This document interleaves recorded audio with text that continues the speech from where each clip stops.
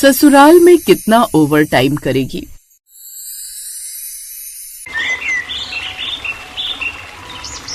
शाम के 11:30 बज चुके थे। शर्मा हाउस के किचन से अब भी बर्तन खड़कने की आवाजें आ रही थी। सिंक में झागदार पानी और उस झाग में डूबी थी रिया, एक सीधी सादी 25 साल की लड़की जो शादी के बाद से ही घर और ऑफिस दोनों जगह ओवर टाइम कर रही थी। तभी उसके ससुर मदन मोहन वहाँ आते। बहू, तुम अभी तक रसोई में? आखिर क्या कर रही हो? रिया ने जल्दी से हाथ धोए। बस पापा जी, थोड़े से बर्तन रह गए थे, वही धो रही थी। बहू, रात के 11:30 बज रहे हैं। आखिर कब तक तू बर्तन धोएगी? सारा दिन वैसे भी तू थक जाती होगी। सुबह से दफ्तर में भी थी और वहाँ से आने के बाद रात के 12 बजे तक रसोई में भी। कोई मशीन है क्या तू? थोड़ा तो सोच अपने बारे में भी। रिया मुस्कुराने की कोशिश करती है पर चेहरा थका हुआ था, जैसे किसी ने सारा दिन उससे मेहनत निचोड़ ली हो। दरअसल रिया शादी से पहले एक सॉफ्टवेयर कंपनी में काम करती थी। तेज, आत्मनिर्भर और महत्वाकांक्षी लड़की थी, जिसके लिए नौकरी कोई समझौता नहीं बल्कि अपने सपनों को उड़ान देना था। लेकिन शादी के बाद ही उसकी सास ने साफ साफ कह दिया था कि बेटा, नौकरी करना चाहो तो करो, पर घर का काम पहले करना, क्योंकि अब घर गृहस्थी के बाद वही तुम्हारी असली पहचान है। रिया इस बात को झट से मान गई, क्योंकि उसे तो नौकरी करनी थी। उसने सोचा थोड़ा एडजस्ट कर लूंगी, सब ठीक हो जाएगा। लेकिन एडजस्टमेंट कब धीरे धीरे त्याग में बदलने लगा उसे पता ही नहीं चला। रोज सुबह 5 बजे उठना, सास ससुर के लिए चाय बनाना, नाश्ता तैयार करना, पति अमित का टिफिन, फिर खुद को तैयार करके ऑफिस जाना, ऐसे ही एक रोज। अरे बाप रे, आज तो 5 से 5:30 हो गए। ये मेरी आंख क्यों नहीं खुली? रिया जल्दी से उठती और फ्रेश होकर सीधा रसोई की ओर भागती है। सबसे पहले सास ससुर के लिए चाय बनाती है, जिसके बाद वो अपने घर की साफ सफाई के बाद खाना बनाने में लग जाती है। इसके बाद घर की साफ सफाई, नहाकर पूजा पाठ, और जब सब डाइनिंग टेबल पर आ जाते हैं तो उन सब के लिए खाना लगाती है। अरे क्या यार भाभी, ये सैंडविच बनाकर रख दी। पता है मेरा कितना मन था पनीर के पराठे खाने का। हाय, मेरी बच्ची को पराठे खाने, कोई बात नहीं, तेरी भाभी अभी बना देगी। रिया बहू, जाओ और मेरी बेटी के लिए जाकर उसकी पसंद के पनीर के पराठे बना दे। क्या माँ जी, इस वक्त पराठे? हाँ, क्यों? इस वक्त पराठे पेट में जाने से मना करते हैं क्या? नहीं, वो बात नहीं है, लेकिन मुझे ऑफिस के लिए देर हो रही है। देख बहू, इसीलिए मैंने पहले ही कह दिया था कि तू नौकरी कर ले, लेकिन उसके चक्कर में मेरे घर में बिल्कुल भी ढिलाई नहीं होनी चाहिए, समझी? जी माँ जी। अब रिया की एक नजर घड़ी की सुई पर थी, जो टकाटक लगातार चली जा रही थी। जैसे जैसे समय बढ़ रहा था, उसे अपने मैनेजर से पड़ने वाली डांट का डर सताए जा रहा था, लेकिन इधर सास की डांट का भी डर सता रहा था। हे भगवान, अब क्या करूं? पराठे नहीं हो सके तो सास नाराज हो जाएंगी, और ऑफिस देर से पहुंची तो बॉस। रिया के पास अब और कोई चारा नहीं था। वो झट से किचन में गई और अपनी ननद के लिए पनीर के पराठे सेकने लगी। कुछ देर बाद, ये लो सौम्या, तुम्हारी पसंद के पनीर के पराठे। थैंक यू भाभी। सबको नाश्ता करवाने के बाद वो झट से रसोई में जाती है और बर्तन धोकर रख देती है। फिर अपने कमरे में जाकर जल्दी से रेडी होकर आती है। अमित, प्लीज आज मुझे ऑफिस ड्रॉप कर दो, मुझे लेट हो रहा है। लेकिन तुम्हारा ऑफिस मेरे ऑफिस से अलग जगह पर पड़ता है और मैं कहीं लेट ना हो जाऊं। बेटा, बहू कह रही है तो छोड़ आना। वैसे भी तो तू रोज ही ऑफिस टाइम से पहुंच जाता है। बस वही बेचारी घर के कामों में उलझ कर रह जाती है और हर दूसरे दिन लेट हो जाती है। अच्छा ठीक है रिया, जल्दी करो। लेकिन रिया बेटी, तूने नाश्ता तो किया ही नहीं। पापा जी, अभी बिल्कुल भी वक्त नहीं है, मैंने पैक कर लिया, ऑफिस जाकर ही खा लूंगी।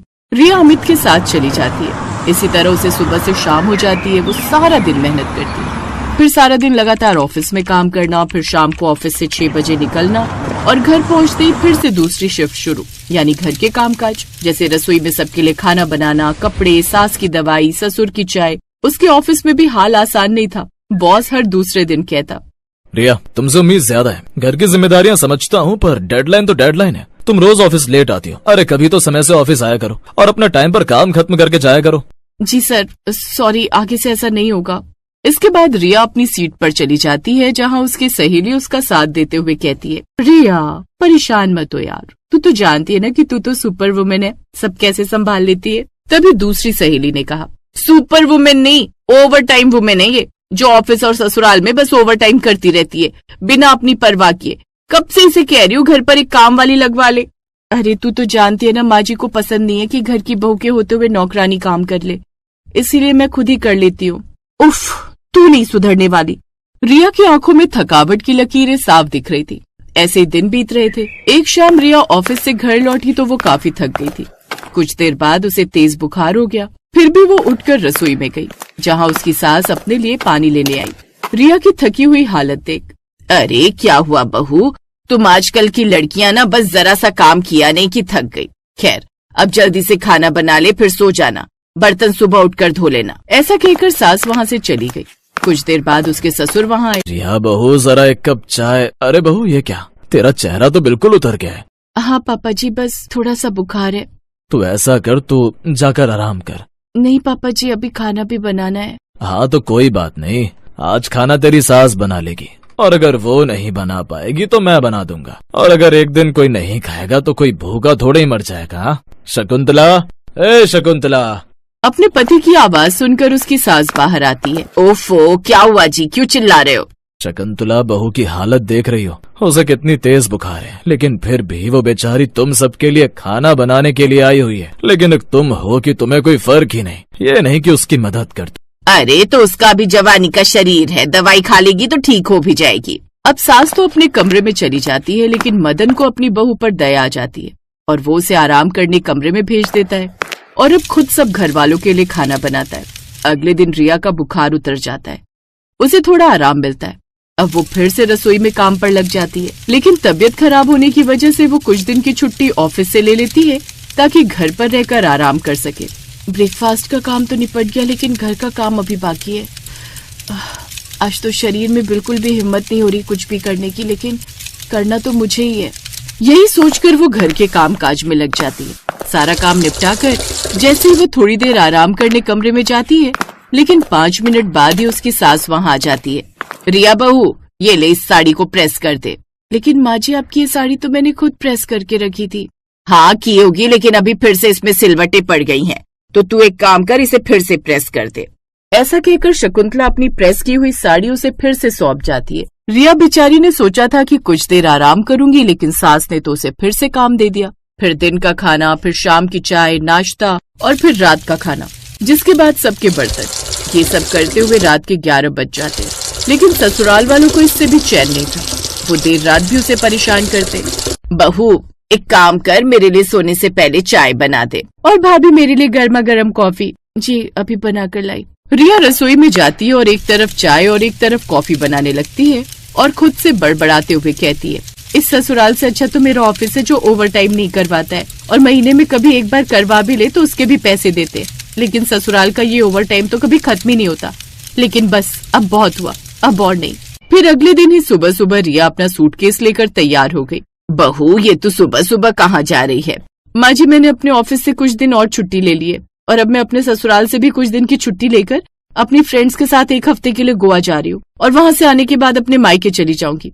तो ठीक है माँ जी, टाटा बाय बाय, अब हम मिलते हैं 15 दिन के बाद। Ding dong.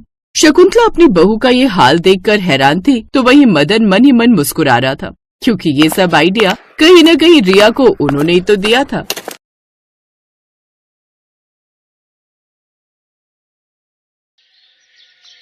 भैया आधा किलो आलू और 1 पाव बैगन कर देना। ठीक है दीदी, ये ले लो सब्जी आपकी। पिछले 3 बार की मिलाकर 150 रुपए हो गए। आज दोगी क्या दीदी? आज नहीं, पर परसों तक मैं तुम्हारे पूरे पैसे दे दूंगी। ठीक है दीदी, दे देना, कोई बात नहीं। ना मैं कहीं जा रहा हूँ ना आप, परसों ले लूंगा। अच्छा दीदी, राम राम। हाय हाय, देखो तो बेचारी रचना कितनी दुखी है। अब तो सब्जी भी उधार लेने लगी है। तो और क्या करे बेचारी, जिसका पति नहीं कमाता उस औरत की जिंदगी बर्बाद है। इसका पति कमाता ही कहाँ है, पूरा दिन बस निठल्लों की तरह पान की दुकान पर खड़ा सिगरेट फूकता रहता है। पैसे कमाने की उसे चिंता ही कहाँ है। यही बेचारी घरों में रोटी बना बना कर घर चला रही है, पर अब तो वैसे भी पता चला है कि गर्भवती है, तो अब तो इसे भी काम करने में परेशानी आएगी। हाय, देखो तो निठल्ले पति को बच्चा पैदा करना आता है, काम करना नहीं आता। बताओ तो, जब घर में पैसे नहीं होंगे तो बच्चे को कैसे पालेगी? जरूरत ही क्या थी माँ बनने की, बेवकूफ औरत। अक्सर इसी तरह के ताने रचना को मोहल्ले वालों और रिश्तेदारों से सुनने को मिलते थे। अनिल से शादी का फैसला खुद रचना का था। 2 साल पहले रचना ने अनिल से लव मैरिज की थी। रचना के माता पिता नहीं चाहते थे कि रचना अनिल से शादी करे, पर रचना ने जिद की, इसलिए परिवार वालों ने रचना की शादी अनिल से कर दी। रचना को शादी के बाद पता चला कि अनिल शराब और सिगरेट का आदी है। इन्हीं आदतों के चलते अनिल देर सवेर काम पर जाता था, इसलिए उसकी नौकरी छूट गई और आज हर रिश्तेदार और जान पहचान वालों के ताने नींद में भी रचना का पीछा नहीं छोड़ते।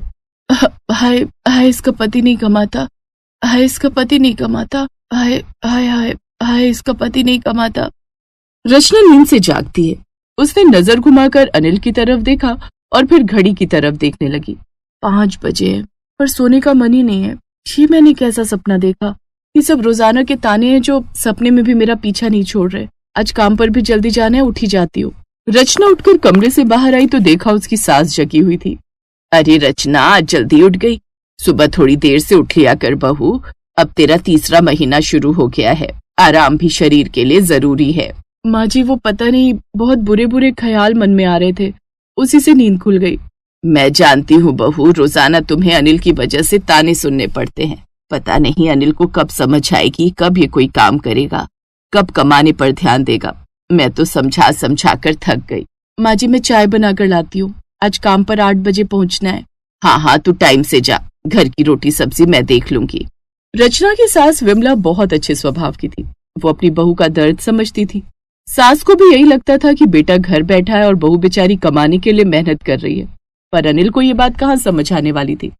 उसे तो शाम होते ही पैसे हाथ में चाहिए होते थे ताकि वो ठेके पर जाए और शराब पिए। एक शाम अनिल गुस्से से पागल हो गया। वो रचना पर भयानक गुस्सा कर रहा था, जिससे रचना डर गई। मैं कहता हूँ पैसे दे, वरना। सुनो तो, पहले मेरी बात तो सुनो। हाँ बोल, क्या बोलना है बोल। इनमें से कुछ पैसे घर की जरूरतों के हैं और ये 300 रुपए मैंने अपने इंजेक्शन और दवाई के रखे हैं। डॉक्टर के पास जाऊंगी तो पता नहीं कितने लगे। अरे अभी अगले महीने चली जाइयो, ये डॉक्टर भी फालतू के इंजेक्शन लगाते हैं। मुझे दे तो ये पैसे, इधर ला। अनिल, बहू का डॉक्टर के पास जाना जरूरी है। 5वां महीना लग गया है, बहू कमजोर है, इसलिए डॉक्टर ताकत के इंजेक्शन लगा रहा है। सब ताकत है इसमें, इन सब फालतू की बातों का मेरे ऊपर कोई असर नहीं होगा, समझी? ला पैसे दे। डरते डरते आंखों में आंसू लिए रचना अनिल को वो पैसे दे देती है जो उसने डॉक्टर के पास जाने के लिए अलग रखे थे। अनिल पैसे लेकर शराब के अड्डे पर चला जाता है। धीरे धीरे समय बीता। रचना कभी डॉक्टर के पास गई, कभी छोड़ दिया। ऐसा ही होता रहा और फिर 9वें महीने में रचना को जो खुराक मिलनी चाहिए थी वो नहीं मिली, क्योंकि उसके कमाए सारे पैसे अनिल छीन लेता था। जो थोड़े बहुत बचते थे उससे रचना घर की रोजाना की सब्जी दूध खरीद लाती थी। अब 9वां महीना था तो रचना ने काम पर जाना छोड़ दिया, क्योंकि उसे अब कमजोरी और थकान रहने लगी थी। बहू, 1 गिलास दूध पी लिया कर, कम से कम कुछ तो शरीर में ताकत आएगी। जी माँ जी, पी लूंगी। तभी रचना के मम्मी पापा आ जाते हैं। उनके हाथ में सामान के कुछ थैले थे। मम्मी पापा को देखकर रचना की आंखों में खुशी के आंसू आ जाते हैं। मम्मी पापा, आप दोनों, मैं बहुत खुश हूँ कि आप आए। हाँ, मुझे पता था तुम्हारा 9वां महीना चल रहा है, इसलिए कुछ खाने पीने का सामान लाए हैं। रचना, मैंने सुना अनिल अभी भी कोई काम नहीं कर रहा, कुछ नहीं कमा रहा, फिर घर कैसे चल रहा है? सुनिए, इतने दिनों बाद बेटी से मिल रहे हैं, ये सब बातें छोड़ दीजिए, वरना बच्चे पर असर पड़ेगा। रचना, तू डॉक्टर को समय पर दिखा रही है ना? हाँ हाँ मम्मी, मैं कल ही डॉक्टर को दिखा कर आई हूँ। बहन जी, रचना झूठ बोल रही है। मेरे निकम्मे बेटे की वजह से रचना के पास 1 रुपया भी नहीं बचता। ठीक से खाना तक तो खा नहीं पाती है, डॉक्टर को क्या दिखाएगी?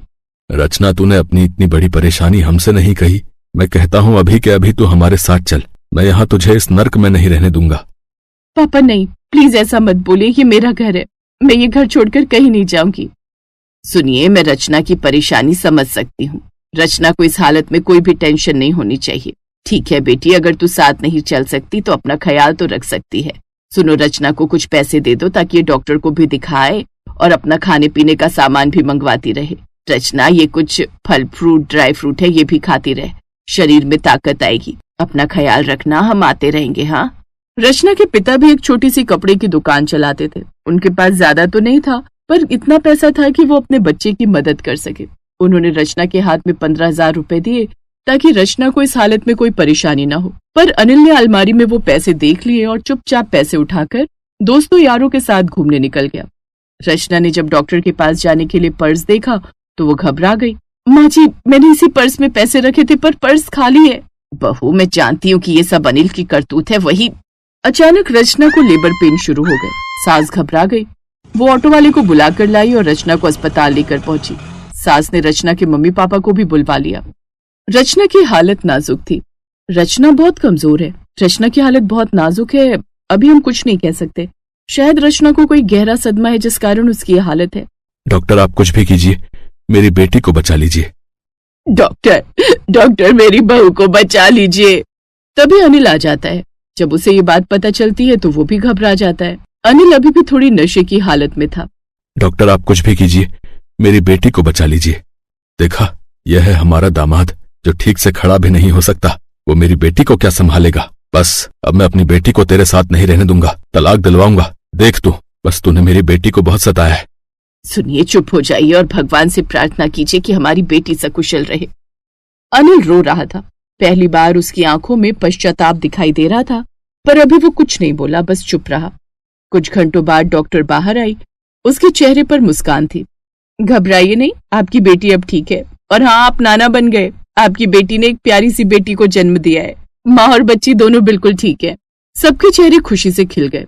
सब रचना और बच्ची से मिले, पर रचना की आंखें अनिल को ढूंढ रही थी। माँ जी, मम्मी पापा, अनिल कहाँ हैं? क्या वो नहीं आए? आया है, पर किस मुंह से आएगा? वो लायक ही नहीं पति और पिता कहलाने के। पापा प्लीज, मैं अनिल से मिलना चाहती हूँ। मुझे पता है अब हमारी बेटी आ गई है, वो ठीक हो जाएंगे। माँ जी, उन्हें बुला दीजिए। सास अनिल को बुलाती है। अनिल की आंखों के आंसू रचना देख रही थी।